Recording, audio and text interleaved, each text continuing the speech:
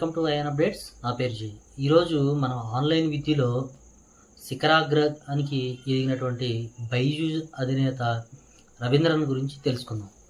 నిజంగా చెప్పాలంటే బైజూస్ అధినేత అతని స్టోరీ కూడా చాలా గొప్పగానే ఉంటుంది.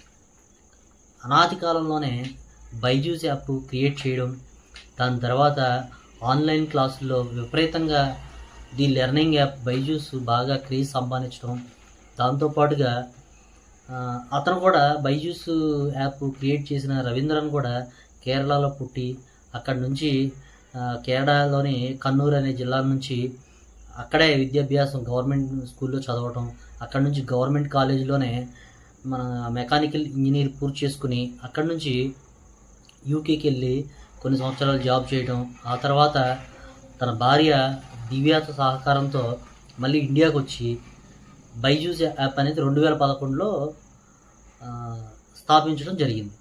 అక్కడి నుంచి దాన్ని డెవలప్ చేసుకుంటూ 2015కి బైజూస్ యాప్ అనేది కంటిన్యూ అవ్వడం జరిగింది. ఆ తర్వాత అక్కడి నుంచి 2015 నుంచి బైజూస్ ఆన్లైన్లో ఇంకా ఎన్నిదిరిగి చూసుకోవడం అనేది లేదు. స్పాన్సర్షిప్లు, ఇండియన్ క్రికెట్ టీంకి కూడా షర్ట్కి స్పాన్సర్షిప్ ఇచ్చిందంటే మనం అర్థం చేసుకోవచ్చు ఎంత బిజినెస్ బాగా జరిగింది అనేది. అలాగే ఈ కంపెనీలో కూడా 2019 మనకి ఎప్పుడైతే కరోనా స్టార్ట్ అయిందో, 2020లో ఎప్పుడైతే కరోనా స్టార్ట్ అయిందో, కోవిడ్లో ఆన్లైన్ క్లాసులకి ప్రయారిటీ ఇవ్వడం కూడా ఎక్కువ జరిగింది. ఆ టైంలో Byju's app the Byju's learning app అనేది చాలా క్రేజీ యాప్ అయిపోయింది. అప్పటి వరకు కొంచెం స్లోగా ఉన్న యాప్ అప్పటి నుంచి చాలా క్రేజీకి పెరిగిపోవడం జరిగిపోయింది అనమాట. ఎక్కడ చూసినా బైజూస్ బైజూస్ బైజూస్ ఇదే. రవీంద్రన్ అప్పటి నుంచి 2000 నుంచి దాని కంపెనీ టర్న్ ఓవర్స్ పెరిగిపోవడం, అలాగే దాని కంపెనీ ఎంప్లాయీస్ కూడా ఆల్మోస్ట్ 60,000 మంది వరకే 2022 వచ్చే టైంకి 60,000 మంది ఎంప్లాయీస్ వర్క్ చేయడం జరిగింది. ఆ తర్వాత క్రమేపీ 2024 వచ్చేప్పటికి 14,000 మంది మాత్రమే ఎంప్లాయీస్ ఉన్నారు. అంటే కరోనా తర్వాత ఆన్లైన్లో విద్య క్రేజ్ తగ్గడం, బైజూస్ యాప్ క్రేజ్ తగ్గడం, ఆ తర్వాత కంపెనీ అనేది మనకి కోర్టు నుంచి ఆస్తులు మనకి దానికి సంబంధించి ఎక్స్ప్లెయిన్ చేయమని చెప్పి అతనికి ఆర్డర్స్ రావడం, అతనికి స్పందించకపోవడం, ఇలాగా ఆర్థిక పరిస్థితుల్లో ఇరుక్కుపోవడం, ఇలాంటి చాలా కారణాల వల్ల బైజూస్ అధినేత క్రమేపీ ఆకాశానికి ఎదిగిన అతను శూన్యానికి దిగాల్సి వచ్చేసింది.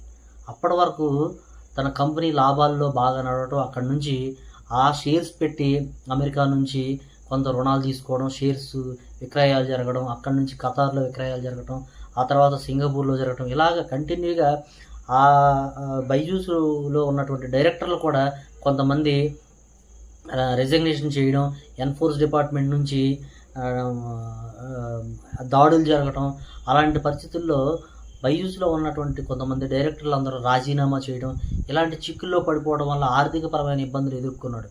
ఆ తర్వాత క్రమేపీ అతనికి ఎంప్లాయీస్ కూడా కుదించడం జరిగింది. ఆ తర్వాత అమెరికాలో కూడా $9,000 సంబంధించి $9,000 కోట్ల సంబంధించి అటాచ్ చేయడం కూడా, అక్కడి నుంచి కూడా రుణాలు తీసుకోవడం కూడా జరిగింది. ఆ తర్వాత ఖతార్లో తీసుకోవడం, ఆ తర్వాత సింగపూర్లో తీసుకోవడం, ఎన్ఫోర్స్మెంట్ డిపార్ట్మెంట్ వాళ్ళకి ఇటువంటి ఆధారాలు సమర్పించుకోకపోవడం, కోర్టు ఆదేశాల మేరకు మన ఆస్తులకు సంబంధించి వివరాలు చెప్పమని ఎన్నోసార్లు అడిగినా దానికి స్పందించకపోవడం, ఇలా జరగడం వల్ల బైజూస్ అధినేత రవీందర్ రీసెంట్గా 2 days బ్యాక్ సింగపూర్ కోర్టు అనేది అతనికి 6 నెలల జైలు శిక్ష విధించడం జరిగింది. దాంతోపాటుగా 90,000 సింగపూర్ కరెన్సీ డాలర్లో కూడా జరిమానా విధించడం జరిగింది. కానీ ఇట్లాంటి పరిస్థితుల్లో అతని కుటుంబం కానీ రవీంద్రన్ కానీ ఎక్కడా ఉన్నట్టు మాత్రం ఇంకా తెలియరాలేదు. ఎవరిని కూడా అరెస్ట్ చేయలేదు. ఇప్పుడున్న పరిస్థితుల్లో రవీంద్ర ఎక్కడ అనేది కూడా క్లారిటీ లేదు.